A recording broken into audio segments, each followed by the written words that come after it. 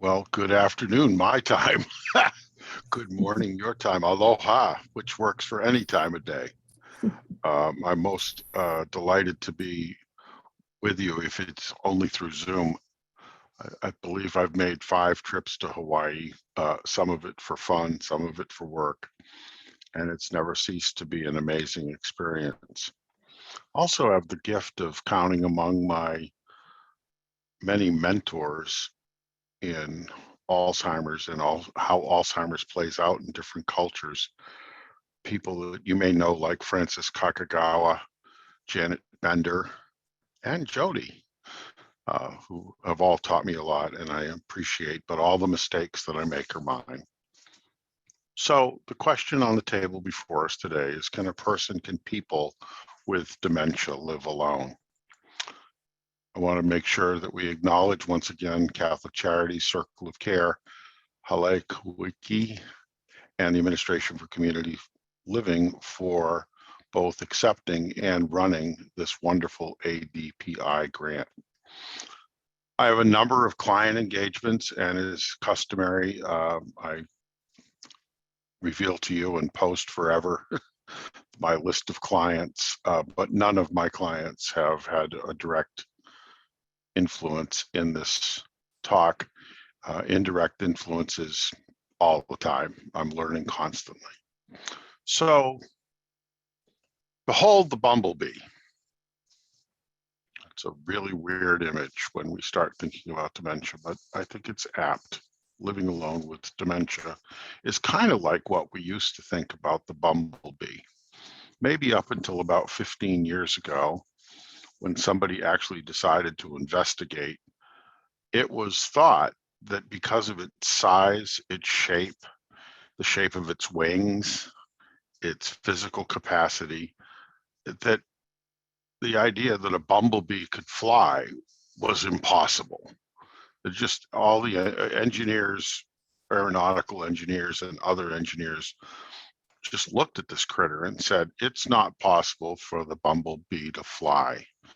And yet it does. And of course, the spoil sports have gone on to figure out that the bumblebee flies because it doesn't fly quite like any other creature on Earth. But the point being that asking the question, can a person with dementia live alone, in my mind, has come to be something like that thought that even though we might be skeptical about whether or not the bumblebee can fly, it does.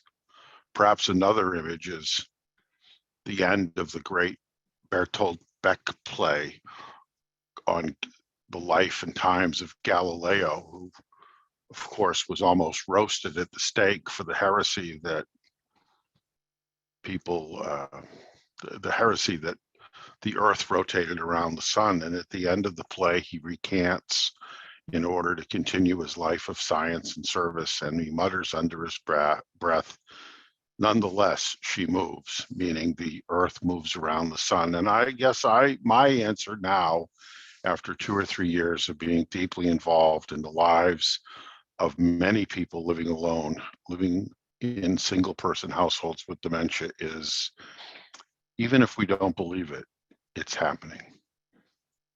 Is it possible?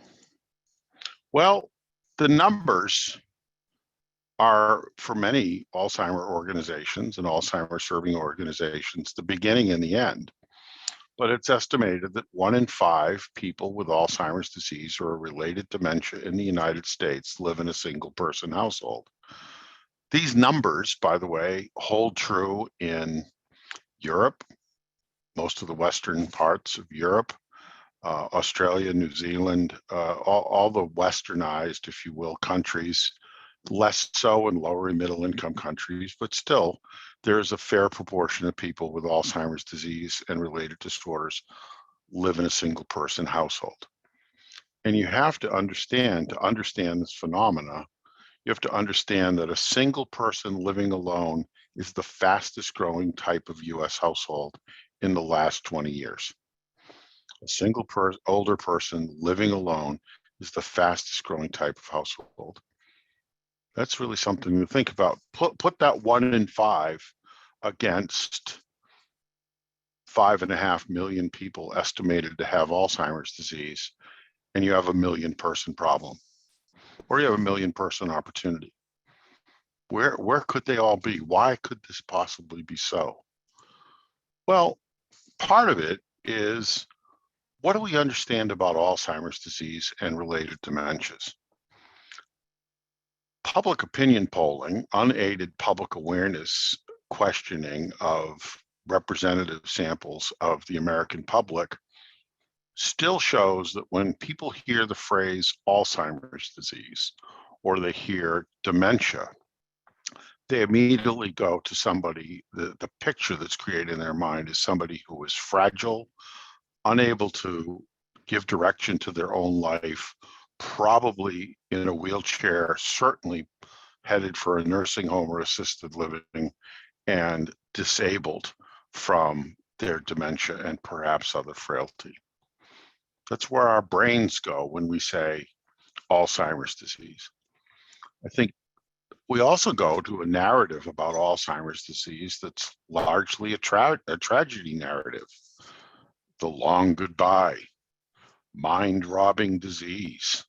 Think about some of the phrases that are used as we describe, and it all points us toward only one slice of dementia.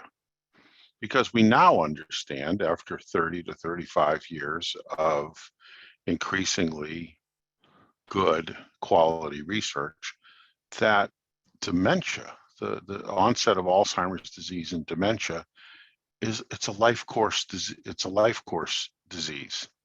That in fact we move, if we are unfortunate, from healthy cognitive functioning through a time when, through blood tests and hyper expensive and not always available imaging, we can detect the very small physical changes in the brain, or detect the risk factor genes in our blood, and might be in a period where the disease is starting, but we don't show symptoms.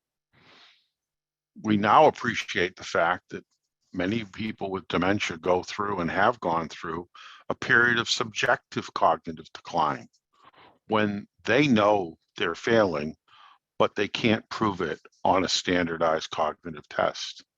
That's what subjective cognitive decline is.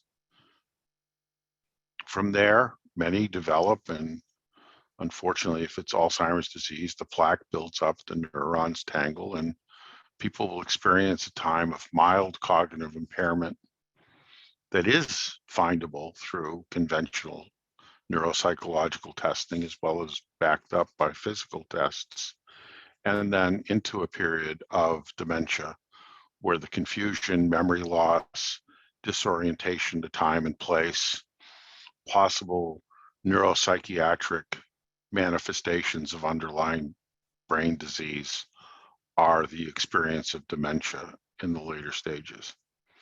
So one of my answers to the question, how can people with dementia live alone, is to really take the time and say, what do we mean by people living with Alzheimer's disease or living with dementia, and try to understand that some of the people with Alzheimer's disease and other dementias who are living alone are on the left-hand side of this rainbow. I didn't make it a rainbow just for Hawaii, by the way, although I'm a great appreciator of your state rainbows, having seen them many times. This comes from the Healthy Brain Initiative work that tries to depict the fact that when we say Alzheimer's disease, we're talking about a continuum. We're talking about a range of not only symptoms and changes that are going on. We're also talking about, which is not today's talk, but we are talking about different opportunities to intervene to make lives better. My bet is that one of the things we're going to find, that when early detection is really practiced, particularly for people who live alone, and they are encouraged to do things like exercise, change their diet, get blood pressure under control, that we will see growing numbers of people with identified early stage Alzheimer's disease at that stage of mild cognitive impairment, living alone and living better longer. That's certainly the early returns on programs like SHARE, which has been developed by the Benjamin Rose Institute in Cleveland, Ohio. By the way, if I mention things that perk your interest and somehow I don't have a reference to it in the slide deck, you can always put something in the Q&A or you can follow up after. So how can people with dementia live alone? Well, part of it is in defining dementia. This is a graph from the state of Hawaii.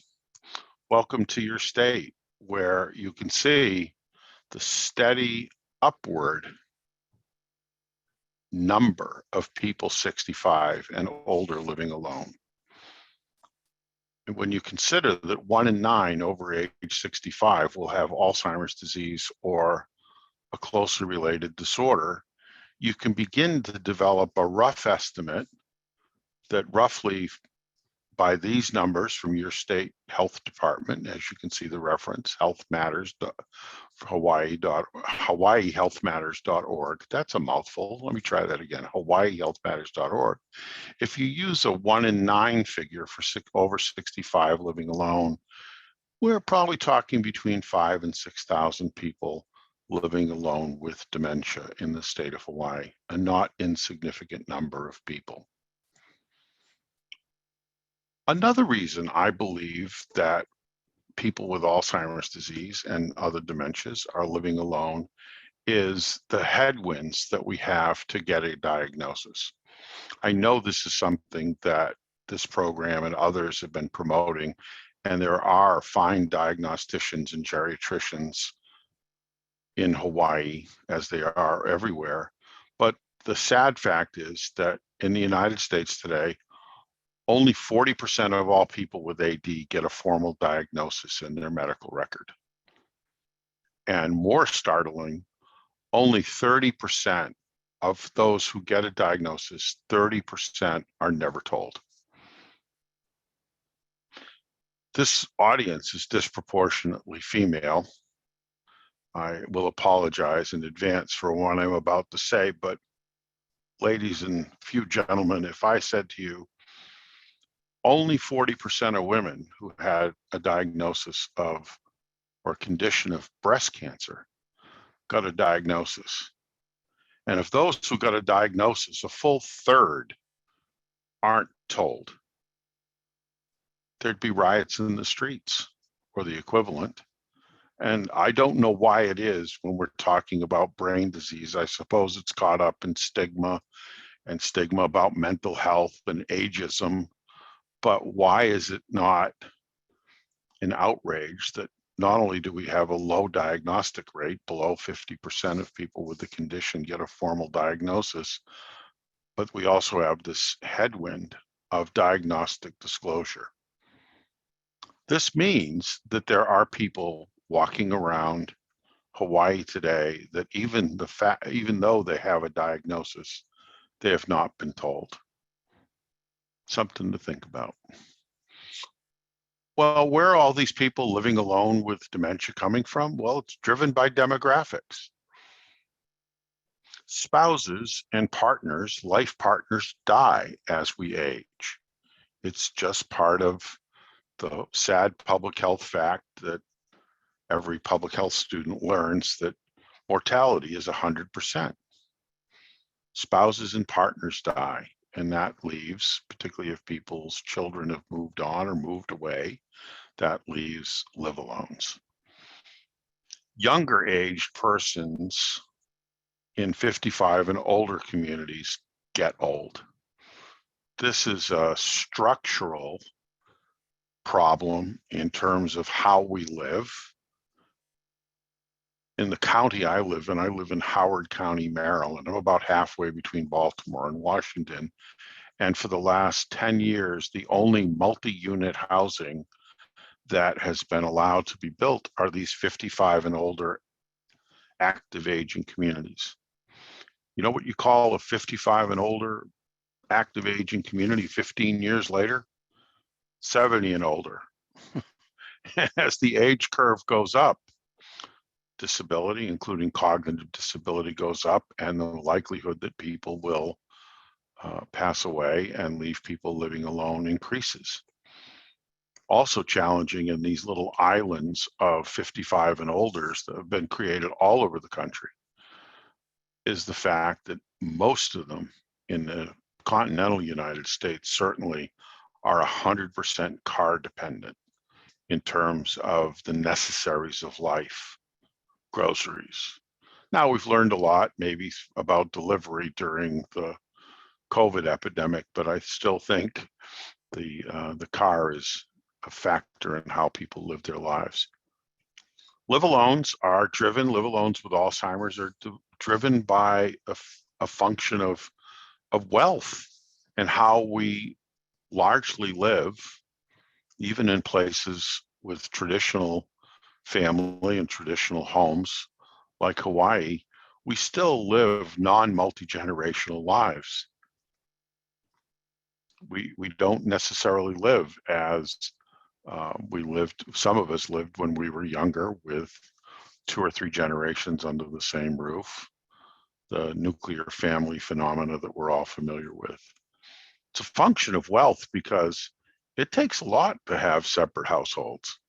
And you will see, and particularly when we dive into zip code analysis or other ways of looking at who's living alone at the community level, there's a fascinating connection between social and economic status and the likelihood of people living alone. Boomers, that's all of us at the age of highest risk for dementia. Boomers have a 40% divorce rate. This demographic contributes to the potential and the actual large numbers of people over the age of 65 living alone, as well as what sociologists have been calling never marrieds. There are increasing numbers, and as you go lower into the age groups, it's surprising how there are just large numbers of people who never married, never partnered, have lived their whole life single, or as one of my friends that is in this state says, I'm 70 and I've lived my whole life single so far. She's keeping her options open. Last, the likelihood that someone is a member of the LGBTQ community will end up living alone is higher than in the rest of the aging population.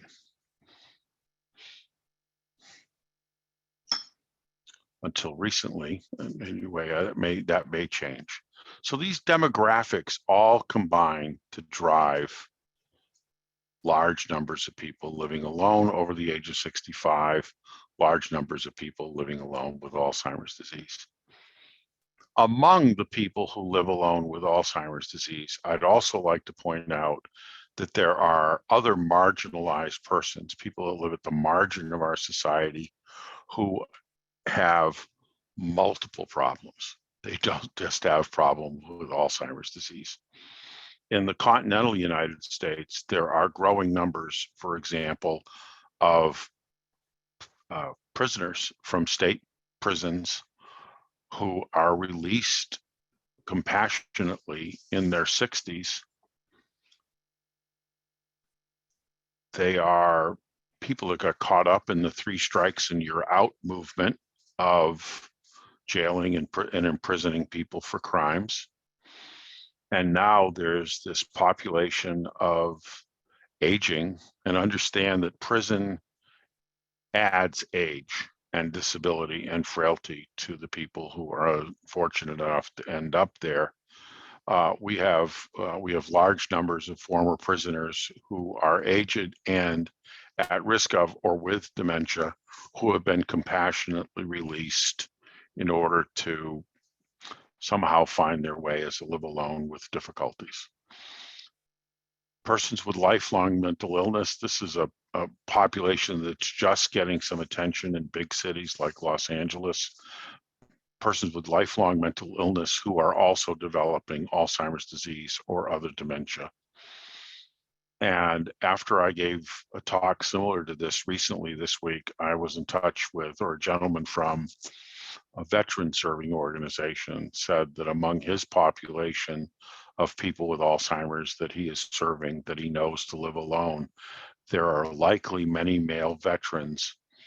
Remember, at age 67, I was the last group to face the lottery in 1972, the year I turned 18. And as the Vietnam War, therefore, Vietnam War era veterans are likely people that are between 1 and 7 years older than I am, certainly at high risk of Alzheimer's disease. So other marginalized persons make up this group of people living alone with Alzheimer's disease. Are you scared yet? I mean, there's a lot to think about. There's a lot to think about, particularly when you think about persons with multiple problems. And I think part of what's been so intimidating about the Alzheimer community as a whole, jumping into the challenges of supporting people living alone with Alzheimer's disease have their best lives, is that where's the starting place? And for many folks that have tried and are trying to serve and support folks living alone with Alzheimer's disease, they have frequently started with the most difficult cases and have not necessarily had a perspective as described by one of my colleagues who's doing live alone work in Chattanooga of working on a more preventative basis. How can we get upstream of the crisis as a community organization, not just be driven by people that are extremely needy? It's worth considering. What can you do individually if you know someone or you are someone or you're a caregiver right now of somebody who lives an island away alone with Alzheimer's disease? The most important thing people living with Alzheimer's disease tell us is we need people to keep being our friend. Many of you are not going to relate to this story, but I'll tell it anyway. One of the greatest, I'm a Boston kid, even though I live in Maryland now. And I grew up in the Boston of the heyday of the Boston Celtics. And among the great players that the Boston Celtics had, there was a local kid who had played at Holy Cross College named Bob Cousy. Bob Cousy was an all-star and he's a Hall of Famer and been a broadcaster. What do I mean by be a friend? One of Bob's track teammates at Holy Cross got diagnosed with Alzheimer's disease in his late 50s. And we, through different combinations of contacts, reached out to Bob Cousy to see if he could be some support to his old friend. And they played golf. Sounds goofy, but they played golf without keeping score for the next 3 years. That's what I mean by be a friend, first and foremost. Don't try to be the doctor. Don't try to necessarily be the social worker. Be a friend, because living alone with Alzheimer's disease, living alone, as we've learned through the COVID epidemic and isolated, is hard enough. But when you have problems thinking, it becomes even worse. And then if you have to, and many of us have to because we have that long distance caregiver responsibility of a live alone, the simplest thing that I can suggest to you is coach planning. How can you help? And I'll give more examples of this, but how can you help a person make decisions now about the rest of their life and set structures or helps in motion now so that they can continue to live their best life living alone? I see there are a couple of questions in the Q&A. I wondered, Dorothy, if we ought to take a quick look and see whether or not they need to be answered before I go forward. Mike, let's wait till the end. All right, so go. So maybe this is the image we should have, not the screen, but maybe we should have, when we say living alone with Alzheimer's disease, we should have this classic composite. I think we all learn in different cultures everywhere. I don't know where this story started, but we learn about the 6 blind men and the elephant who all have a different piece of the truth. The one who grabs the trunk thinks it's a snake. The one who grabs the legs thinks it's a tree trunk. The tail, a rope. I think that when we think about supporting people living alone with Alzheimer's disease, we have to have this composite picture in our mind. And it's like this depiction of the blind men and the elephant story. I think it's not always pretty. So I'm going to list these risks, and I'm going to, after I talk about these risks of living alone, or as one researcher calls it, the precarity. Boy, there's a 50-cent word, the precarity of living alone. I'm going to go through one at a time and tell you from the words of people living alone with dementia that are either part of the online community that we've built of those people or have come to our summits, both virtual and in-person summits, how they talk about these risks. Elena Portocolone from the University of California, San Francisco, has probably done the most hardcore research about people with Alzheimer's disease living alone. Although one of my neighbors and good friends, Laura Gerling Fitzpatrick, is catching up. And Elena's analysis based on qualitative research, that is talking to and listening to and then analyzing the story of people living alone with dementia, points out that their most important concerns is that they are distressed in managing their cognitive illness. They are worried that their health is completely compromised, and they feel unable or are worried about being able to navigate complex health issues or certainly a hospitalization. From our experience, our common experience, and from listening to people that run grants like the one that is supporting this talk today, that is focused on live alones, we hear an awful lot about how people who live alone and people who live alone with dementia are frequently the victims of fraud or make poor judgments about finances and financial decisions. There's lots of depression and anxiety, and they're different.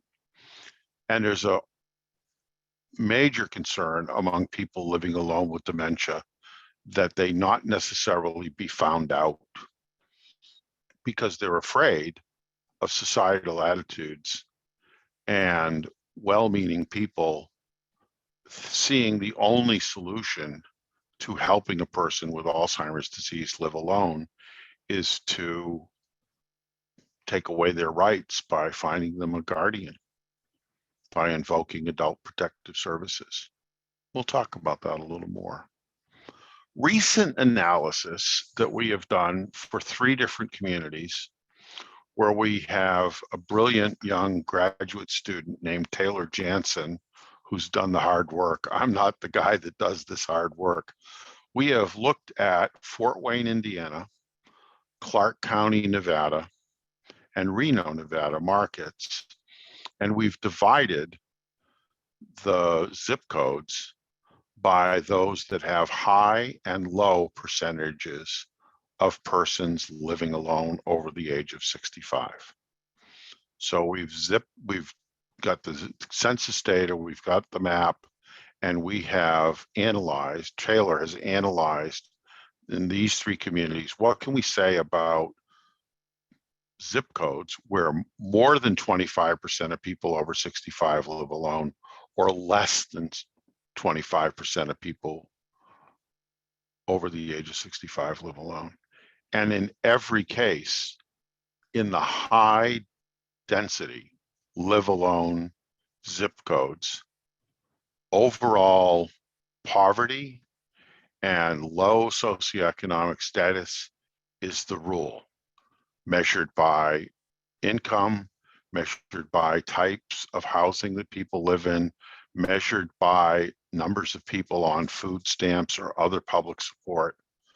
We don't know what it means. I'm going to be honest with you. We don't know what it means for the individuals, but we do know what it means for our partners that we're consulting with that are trying to serve people living alone. And that is, they've got to sharpen up their relationships with and their capacity, if they're going to deal with live alones, their capacity to work with people and work with organizations that support people on a more basic human need basis. One of our clients, for example, got themselves set up to be a SNAP enrollment site. And when you look at the partners for this activity in Hawaii right now, Catholic Charities, Meals on Wheels, I mean, it doesn't get any better at thinking about and having resources about helping people with basic human needs. So these are the risks, and I'm going to go through one at a time and just talk about how they're talked about. So distress managing their cognitive illness, that's a lot of words from Elena. But how people talk about this is, I'm afraid my thinking problems will take over my life. My inability to do what I always was able to do to maintain my independence, my inability sometimes to find the right word or to write the right check. But the distress I have is that my thinking problems will take over my life. People worry about compromised health, and it's expressed poignantly, particularly given how diabetes and dementia walk together everywhere in this country, walk together. It's a risk factor for dementia in late life. I have diabetes, and sometimes with my memory and judgment issues, I make mistakes with my insulin. I take too much, I take too little. I perhaps get forgetful and miss a dose. Compromised health expressed as making mistakes in my healthcare. I don't want to lose my nest egg, but I need to trust someone. People have researched and find, like Dan Marsden out of the University of Alabama, Birmingham, and others, and recent reports from a federal agency called FINRA, which is the financial services regulating body, as well as others, have discerned that numeracy, our ability, our facility with numbers and math, is one of the earliest signs of cognitive decline. And in terms of being a victim of fraud or poor judgment, it has been well established that there are gangs of criminals who are using classic cognitive screening tests to identify soft targets, people that are soft enough in their thinking that then, having built a list of people that possibly could be persuaded that their grandson was in trouble and needed $1,000 sent to him immediately, or that they need to give gift cards to a particular fake charity. Having built a list using cognitive tests, they then go back to it and fleece them. These are the same cognitive tests sometimes that are common to those of us that know about Alzheimer's, like recall. You know, who can forget the 3-word test and then being asked again? This phone fraud is exactly how some people with early Alzheimer's disease who are living alone and they worry about losing their nest egg, but they need to trust someone to help them as their numeracy may be degrading. Depression and anxiety. Who hasn't learned about this during our social isolation from COVID? I'm so lonely. I'm so lonely inside my own little place, and I only have time. I live in my head. I'm a little, and I'm anxious all the time, and I sleep poorly. depression and anxiety, two sides of the same coin. But these are, if you can get people living alone with dementia to talk about, these are two of the most important mental wellness issues that we know. If I ever go to the hospital while I get home, how can I get someone my medical record? Does anybody know who to call to be my advocate at the hospital in an emergency? Will the way I would like to live the rest of my life, my advanced care wishes, how will they be known or honored? These are the questions that people living alone with dementia have when they think about, or if they are planful about or trying to contemplate their life. These are the questions they have that focus on the inability to navigate health issues and hospitalization. Understand that I believe that hospitalization of a person with Alzheimer's disease is, in many cases, just about the most difficult thing that can happen to a person with Alzheimer's disease. But living alone and facing hospitalization may very quickly lead to choices in life that, were they not hospitalized or were they not a person with dementia, they may not otherwise make. The positive side of how people ask these questions is that either as a friend or as an agency or as a community, we want to support people living with Alzheimer's disease to have better lives. We can help them answer some of these questions for themselves. For example, there are any number of ways in which a medical record can be made accessible to emergency medical technicians, to other family members, or to healthcare providers in a way that still does not breach basic confidentiality. This is the hardest one of all because dementia is a continuum, right? And so there is a point where, there very well may be a point where we have to be our neighbor's keeper. There might be a point where we have to substitute our judgment for that of another. This is the hardest thing that families face in the care. I've been with a lot of families and had enough personal family experience to know that substituting my judgment for that of an elder is really hard. And particularly with our people living alone with dementia, they want to stand on their rights. I have rights. I don't need protecting. I still have good judgment. And everyone with dementia is different. We're not all totally disabled or end stage.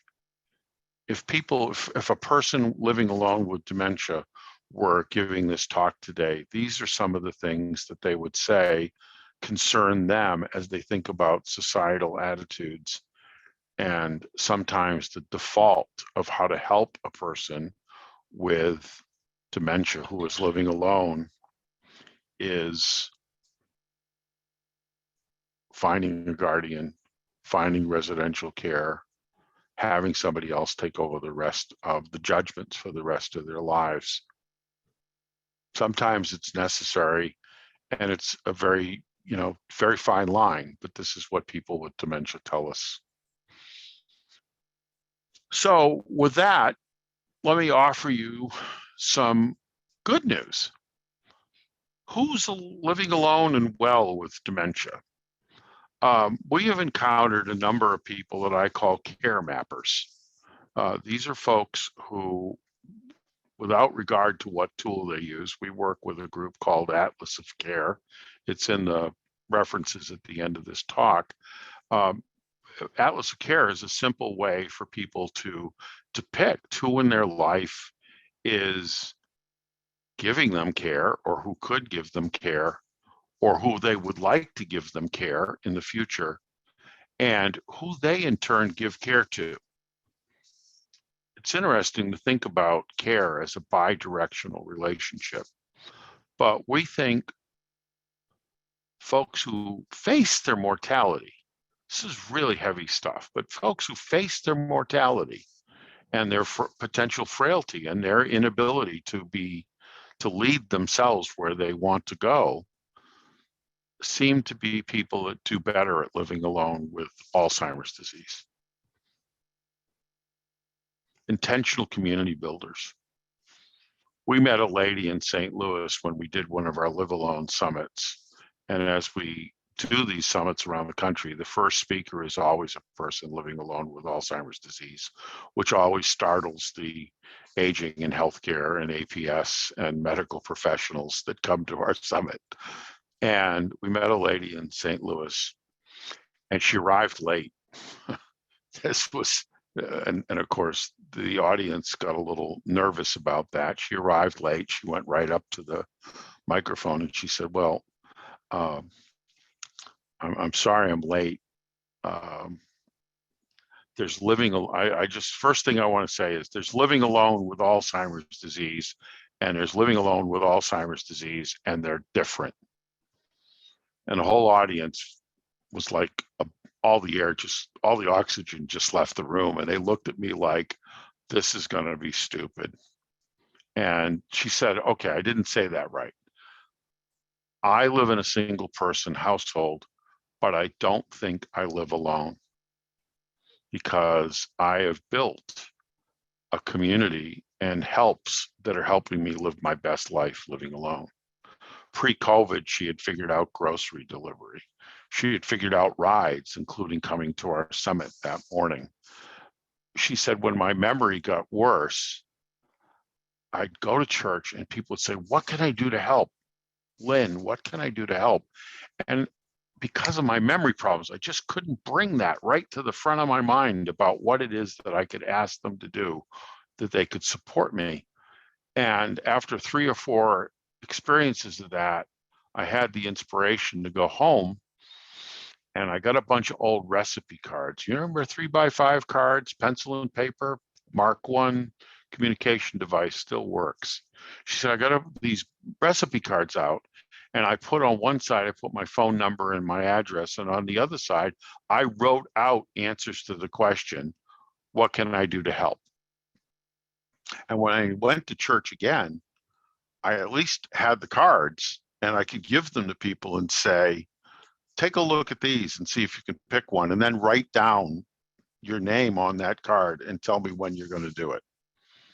That's an intentional community builder. Shared housing is another way in which we're seeing people live alone well with dementia.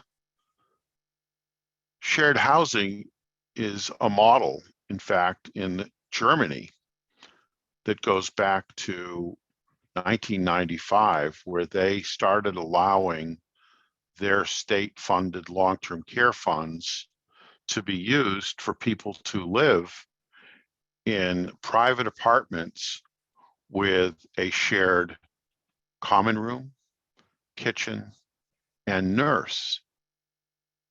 So they're living in their own quarters, but they're sharing resources funded by a long-term care benefit, including people with dementia.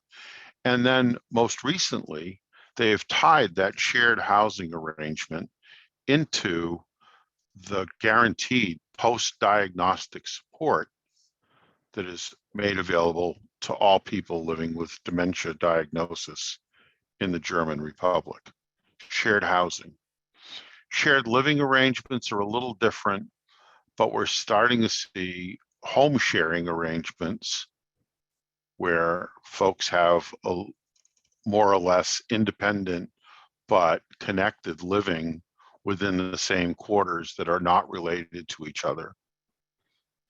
These are particularly prevalent in cold places where you have a lot of energy bills for the winter, like Vermont. I'm not making that up. The largest number of people that are actually in shared living arrangements that are unrelated as a percentage of population are in the state of Vermont.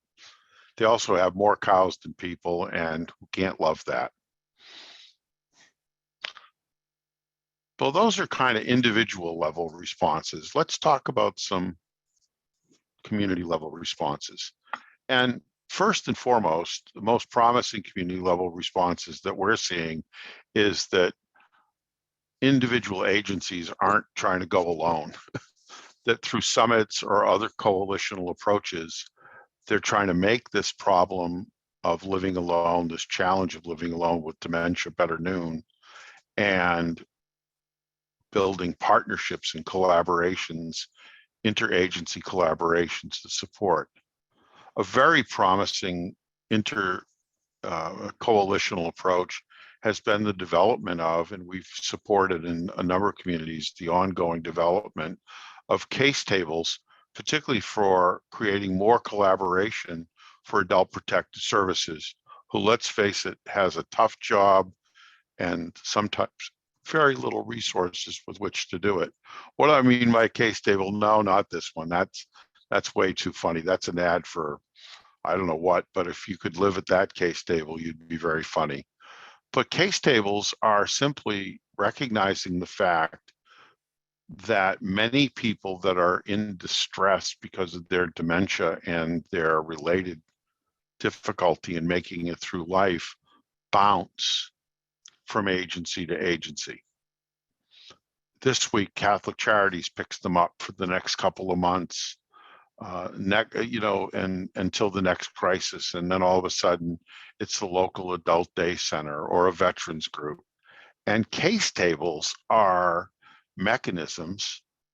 Mackenzie and all really has the best example of a case table that started focused on rapid readmission, high need people who were rapidly being readmitted to the hospital, building a case table of 8, 10, 12 of the key organizations with whom a live alone with dementia in distress is likely to be in their case records, and find a way to work in a coordinated, a collaborative way to support those persons living their best lives that sometimes includes working with and through adult protective services to help them find someone that can make those substitute judgments for them.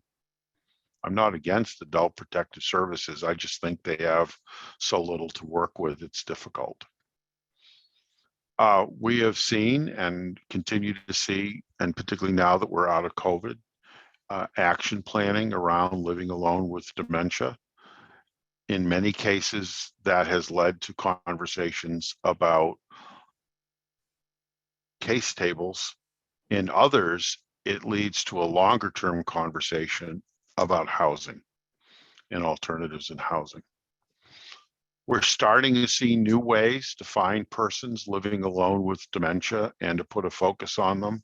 I mentioned our zip code analysis. We're doing some experimenting with 3 other community groups that have grants like the one that is supporting this talk to see whether or not direct mail in these zip codes with high percentages of people over the age of 65, but who have low income and low access to the internet, which is not the solution to everybody's problem because of economics. We're trying some good old direct mail and door knocking in some of those high density zip codes to find persons living alone with dementia. We'll let you know how it goes in about 6 months. Alzheimer's Disease Program Initiative grantees, summaries of about 50 different organizations that have tried different ways of serving people living alone with dementia can be found at that website. This is not an infomercial, but I will tell you that our company supports a web page as well as a direct service called Living Alone and Connected. It is a private Facebook group made up of people living alone with dementia that is moderated by a deeply wise occupational therapist who basically is there not to moderate in a classic sense of telling people what to say, but to basically keep commercial people off our private group. I mentioned the link to housing, and I think this is particularly when you start thinking about places like Hawaii, which already has so many challenges about the cost of housing. The link to housing is starting to be made, and I think we'll start seeing some more action on this now that we're getting out. Who knows who's living alone with dementia besides Meals on Wheels and groups like Catholic Charities? I have to tell you, in our experience of finding people living alone with dementia, emergency medical care, EMTs, and they're supporting social workers. In some markets, they actually have social workers that work with the police and fire department on the most difficult cases. Even if they don't have social work support, EMTs and firemen and cops are just insanely generous. Over and over again, the story when we brought these folks forth in our summits, the stories we get from the cops are, you know, we all know Beverly, and she's living alone. She's got it tough. She's got some kind of dementia, and she was going to get thrown out because she hadn't paid her electric bill. So we went back to the station. We passed the hat. We got her $300. We paid off her electric bill, and Beverly lives to fight another day. Over and over again, we hear these stories of incredible generosity.